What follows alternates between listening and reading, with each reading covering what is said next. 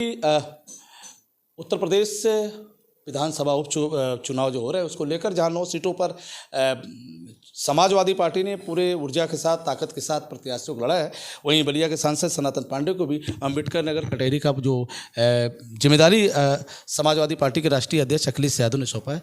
Sir, आप क्षेत्र में जा रहे हैं, जो उपचुनाव हो रहे हैं उसमें जनता के बीच क्या संदेश जा रहा है अपने पार्टी के और अपने नेता की? कटहरी जिला अम्बेडकर नगर अयोध्या से जुड़ा हुआ है। 10 सीटों पर चुनाव होना था, एक सीट पर सरकार चुनाव नहीं करा रही है, तो वहाँ की आम जनता ये जान चुका है कि ये सरकार हार रही है और उसका उदाहरण सबसे नज़दीकी मिल जा रहा है। तो कटहरी के लोग एक तरफा मन बना चुके हैं। अगर काश ये चुनाव बैलेट पेपर से होता तो बहुत बैलेट पेपर आपको जो है मोहर के ठप्पे से फटे मिलते, इतना आक्रोश है। तो जो रिजल्ट आएंगे उसको लेकर विपक्ष को जो चुनौती दे रहे हैं, विपक्ष कहता है कि 9 सीटें हम चुनाव जीतने जा रहे हैं, समाजवादी पार्टी एक भी सीट नहीं जीत पाएगी। भारतीय जनता पार्टी का अंत है और किसी अभी हम त्यौहार मनाए हैं दीपावली का, दीपक को जो बुझना होता है तो उसकी लौ तेज हो जाती है। उनको आत्ममंथन करना चाहिए सत्ता पक्ष के लोगों को कि यह जनता आपकी है। वो इस पर मंथन नहीं कर रहे हैं, वो अपने अहंकार में बोल रहे हैं।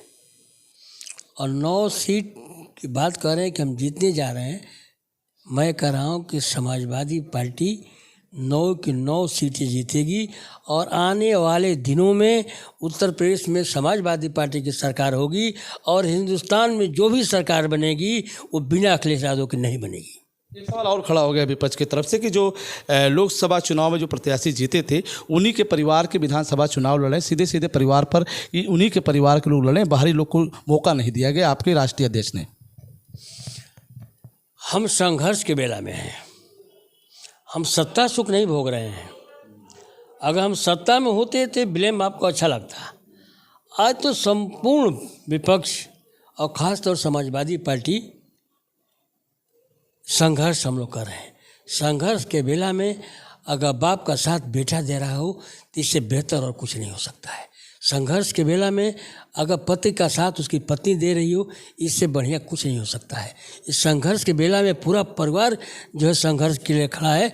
यह जो है समाजवादी पार्टी का जो है निर्णय और समाजवादी पार्टी की सोच और समाजवादी पार्टी के लोगों का ताकत है।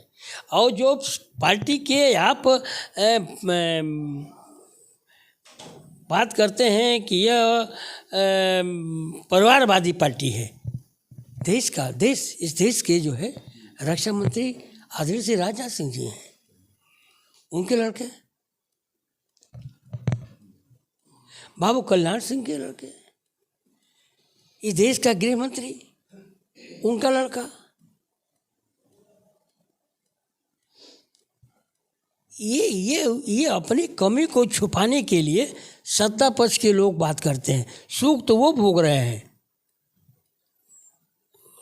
राजनीतिक सुख तो वो भोग रहे हैं।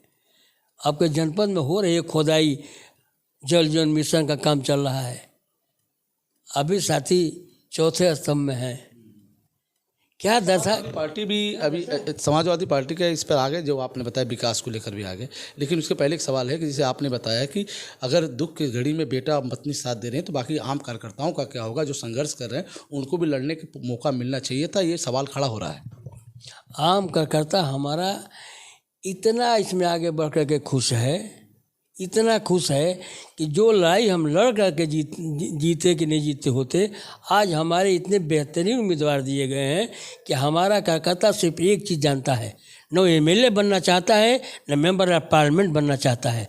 अगर सनातन पांडे को भी अपने मेंबर ऑफ पार्लियामेंट पद को त्यागना पड़ेगा और पार्टी हित में और देश में लोकतंत्र को बचाने के लिए, देश में जो संविधान को बचाने के लिए अपने पद से त्याग देना पड़ेगा, तो मैं भी त्याग पद देने का काम करूँगा। सर, अभी आपने बताया कि हर घर जल कल योजना को लेकर जो खुदाई हो रही है, सड़कें खराब हो रही हैं, गांव की स्थिति बिगड़ रही है, तो विपक्ष इस पर क्या भूमिका निभा रहा है? आपने मुझे अपना सांसद बनाया, मैंने लोकसभा में कहने का काम किया था। मेरा सवाल यही था लोकसभा में कि जो मुझे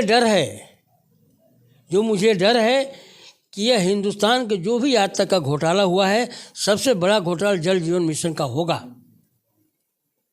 इस पर मैंने यही शब्द कहा था कि जो कंपनी कॉन्ट्रैक्ट लेने से पहले 960 करोड़ रुपया भारतीय जनता पार्टी के चुनावी बॉन्ड के रूप में दे चुकी है, उससे आगे कैसे उम्मीद की जा सकती है कि बढ़िया काम करेगी। इस मुद्दे को सवाल था, इस मुद्दे को सदन में उठाया गया। लोकसभा में उठाया गया है। लोकसभा से प्रतिबंध मंगवा लीजिए और मैंने उठाया इस सवाल को। क्या लगा, सरकार ने क्या एक्शन लिया? सरकार का एक जवाब आया कि जिस चीज़ को जिस रूप में थी खोदा जा रहा है, कॉन्ट्रैक्टर से एग्रीमेंट है कि पूर्णतः उसी रूप में उसको बनाकर वापस किया जाएगा। मानक पे क्या कहेंगे? मानक पे जो काम हो रहा है, मानक पर तो उनका एक जवाब भी नहीं आया। मानक पर तो पत्र है 5 पन्ने का, अब बलिया का नाम आया है 3 लाइन। मानक तो मैं देखता अभी आ रहा हूँ, अभी मैं आपके रसना रोड से आ रहा हूँ। हमारी बलिया से मऊ की रोड है, सड़क किनारे मोटे मोटे पाइप पड़ रहे हैं, उसी मिट्टी को खोद करके पाइप पड़ा है और उसी मिट्टी से ढक दिया जा रहा है। मैं मानता हूँ कि वही मिट्टी पड़ेगी, लेकिन जो भी जहाँ गड्ढे खोदे जाते हैं उस गड्ढे से फिर पाटने जाते हैं तो गड्ढे भरते नहीं हैं, उसके लिए एक्स्ट्रा मिट्टी लाने की आवश्यकता पड़ती है।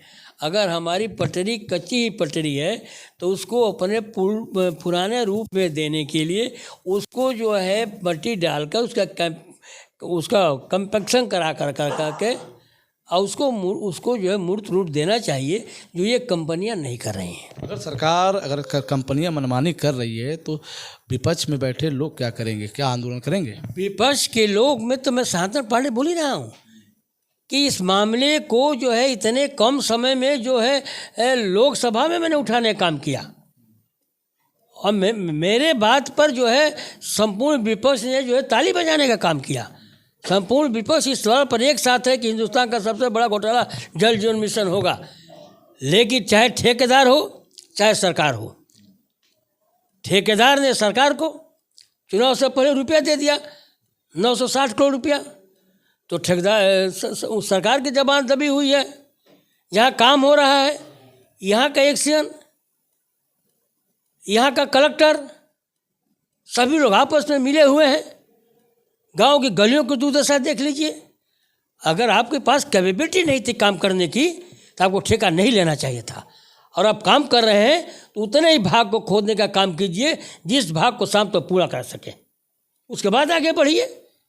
एक कौन सा तर्क है कि हर गांव की गलियों को और राजमार्गों को हम जिला मार्ग को खुदवा कर छोड़ देंगे, हम जो 6 साल में 6 महीने बाद उसको पूरा करने का काम करेंगे। अब उतना ही काम प्रारंभ कीजिए जितने काम को शाम तक पूरा करने का काम करते हो, काम भी हो जाएगा, लोगों को दिक्कतें भी नहीं आएंगी। दोस्तों, बात हो रही थी बलिया के सांसद सनातन पांडे से।